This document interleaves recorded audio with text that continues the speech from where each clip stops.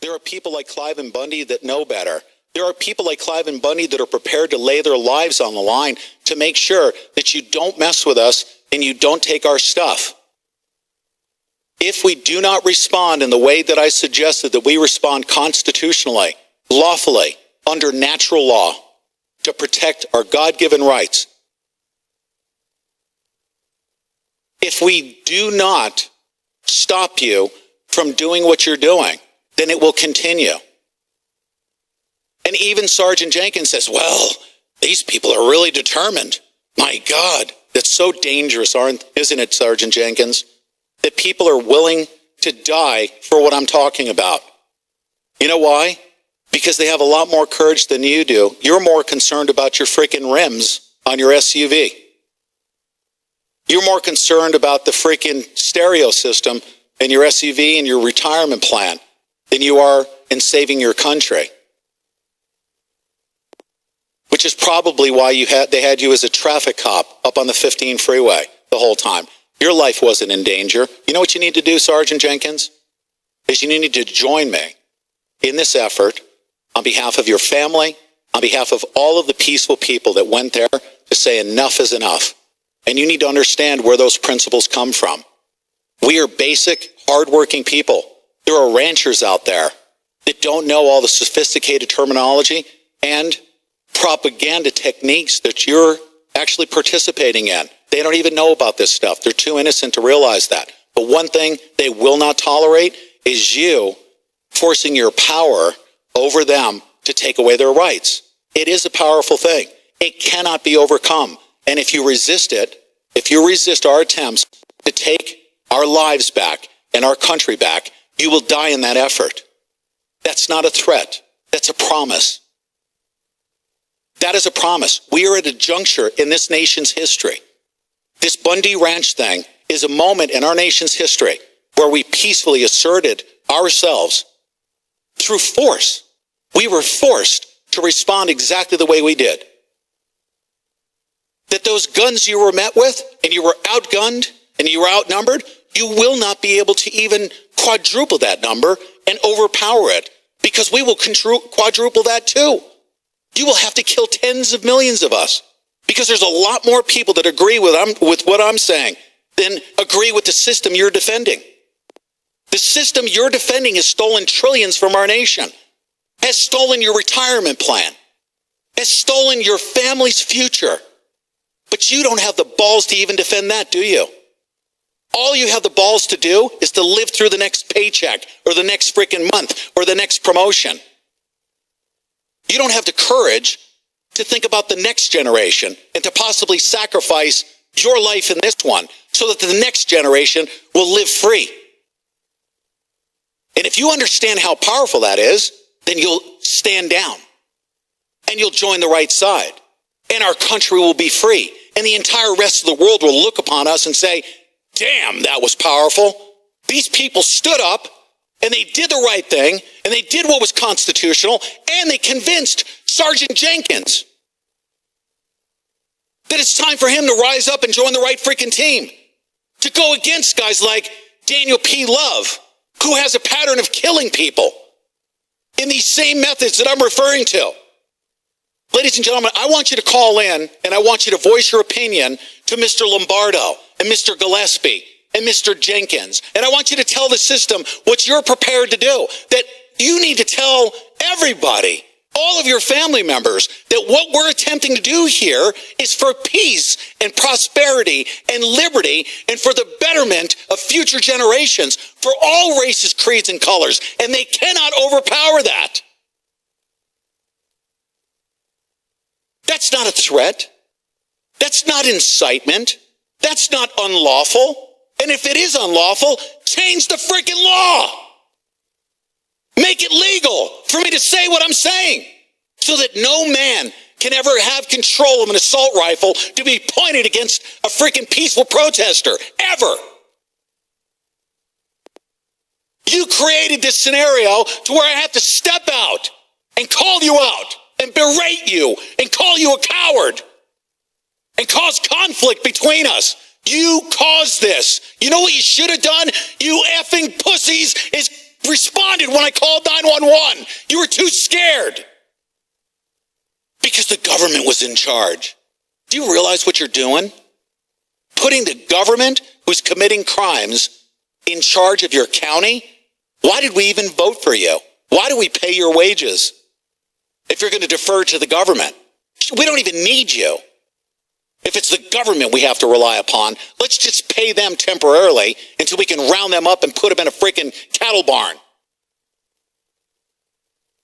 Nemo, you're on the line, dude. I'm freaking so agitated right now. Listen to me. I want you to speak very, very articulately to this, okay?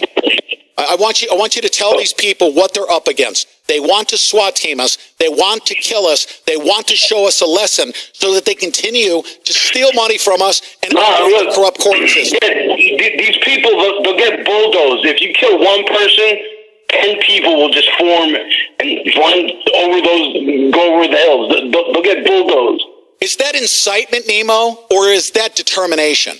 I call it determination. We are determined to make sure that if you take 10 of us, okay, we will come back to 20. It's constitutional. I mean, you have the right to bear arms. That's it. Period. You have the right to assemble. That's it. There's nothing they could say. They swore an oath to it. They're fucked. They just shot their foot and they're stuck. Are you anti-cop yourself? I'm not anti-cop. I'm actually pro-constitution. I'm pro-constitutional sheriff. I'm pro-constitutional freaking peace officer. I will lay my life on the line for those guys, and even told them in person that we're going to make sure that they're safe as well, that we were there for them as well. Are you anti-cop? I don't know what the fuck I am. I mean, do I like cops? No. I mean, dude, you know, if a cop's doing the right thing, if a sheriff is doing the right thing, if you dial 911 and you say, can you come out here and intervene? The federal government's breaking the law. Can you please come investigate? Wouldn't you be for that scenario? Dude, I watched the whole shit go down. I know. It's fucked up. Like I said, they shot their fucking foot off, and they're stuck. They don't know what to do. They're trying to make up racist bullshit. They're trying to fucking... They're walking around with their foot shot off, man. Yeah, you're right. Let me put you back on hold. I'm going to go to Ken in Michigan. Ken in Michigan. Do you remember this the token black cop that they used as a propaganda tool? Sergeant Tom Jenkins in the median directing traffic. Do you remember him? Yes, I do. Yeah. He was a nice guy, right? He wasn't anywhere near where you were, was he? No, not at all. He was up on the overpass with concrete barriers in front of him, actually. Yeah. So that's right. Directing traffic. What he better realize, Pete, is when this comes down, it is coming down. He's selling his family, his future, and everybody else's away because he's getting a paycheck right now. He better get on the right side because when this comes down, none of them's going to get their retirement. They all think they're going to get, and it's going to be a terrible thing for everybody because they're cowards and they can't stand up now before it happens. They're not going to arrest me.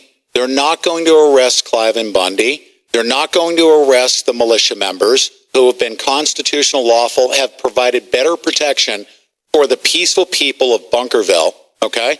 They're not going to round us up like freaking cattle to throw us into their corrupt court system. They're not going to do that. We now have a constitutional crisis where the people must take control of this scenario. Because of their negligence, we are now forced to establish through self-determination our own sovereignty. That is not incitement. They have incited this scenario by the way they're operating their system unconstitutionally. It's their incitement. They're causing us to respond this way, and we will not tolerate it. Ken, are you prepared to lay your life on the line for this effort? I was there, and I was willing to lay my life on the line. Yes. But let me tell you something else, Pete.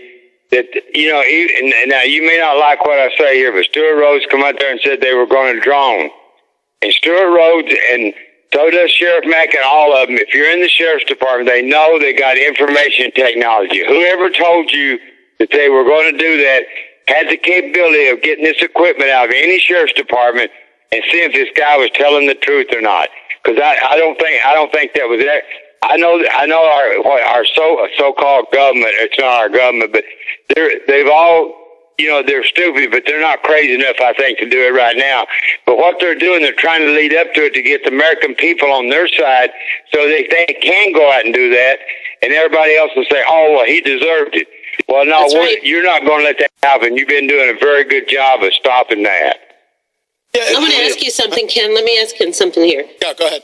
Ken, you were on the ground for days, probably close to a week, right? You were on the ground there in Bunkerville.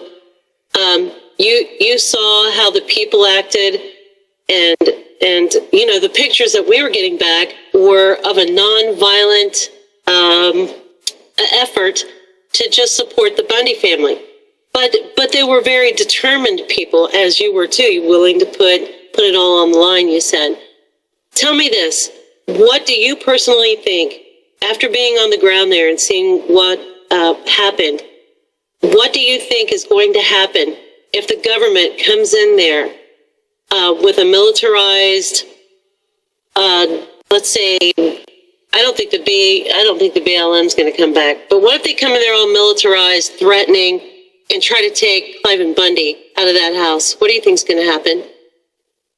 Well, it all depends on whether the American people are not cowards and they're willing to stand up. I think they may kick off a second revolution here, a civil war, which I'm not sure that they don't want that. It appears to me they want it, but they want it on their terms. They want to turn all the American people against Mr. Bundy, saying he's racist. And then they got one black congressman that says he's a racist. Well, you brought Pastor Manning on. You brought Larry Pinckney on. You brought, I don't know if Reverend Pinckney touched on it or not, but he told me he don't think the guy's a racist. So you got all these black leaders that are saying that he's not a racist, but yet they want to make him appear that he's a racist. Not only is he not a racist, Pinckney even said that he was right. Right. And he grew up in the same era I did, where we call the people, a lot of people call them worse than Negroes. Maybe that ain't the proper word, but Mr. Bundy is not a politician. He's not saying one thing out one side of his mouth, meaning something else. He told it from his heart what he thought was really going on. And then they want to reverse that and make it sound that, but that was probably their plan from the start. Look, we'll make him sound like a racist, and when the news is all out there, they's all wanting to make him sound like a racist so they can all report that he's a racist. The man's far from it, and I will be there probably within a week and a half. I'm taking my motor. I'm going back out there for a week or so. But I just can't believe and I know what they're trying to do. But Pete, you have been doing a good job in stopping this, because look at Coran from the Waco.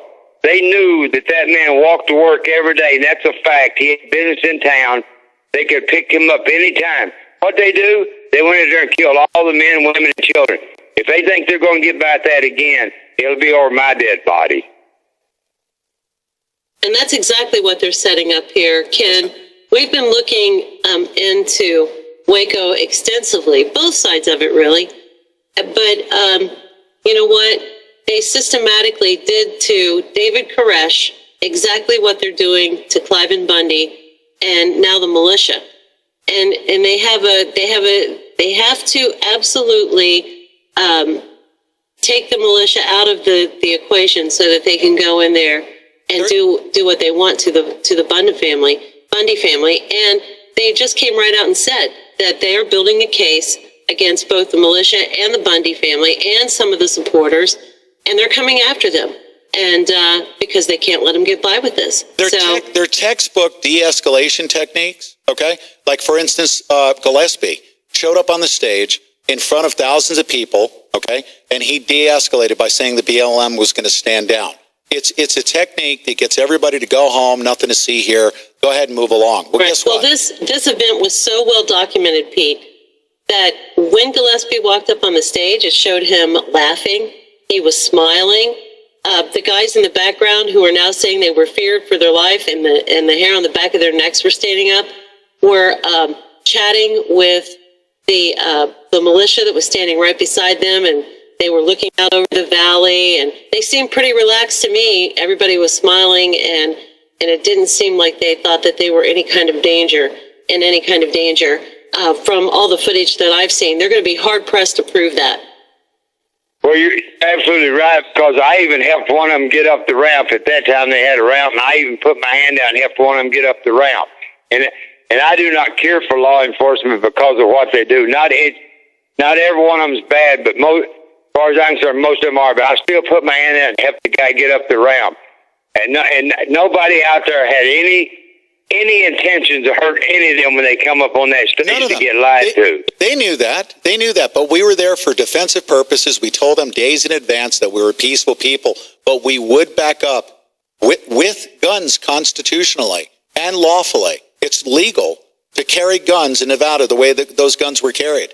It's legal and constitutional for us to back up those peaceful protesters. Why didn't that sheriff mention that everything we were doing was lawful and constitutional? That, guess what? When you had the federal government pointing guns at those peaceful protesters, we have a right to defend them and point guns back. It's constitutionally correct and appropriate. Let me tell you one thing. I'm glad they were there. Even if the militia hadn't been there, I would have still went up there right where I went. But if they hadn't been there, I think it might have been a whole different outcome. I'll tell you that. It definitely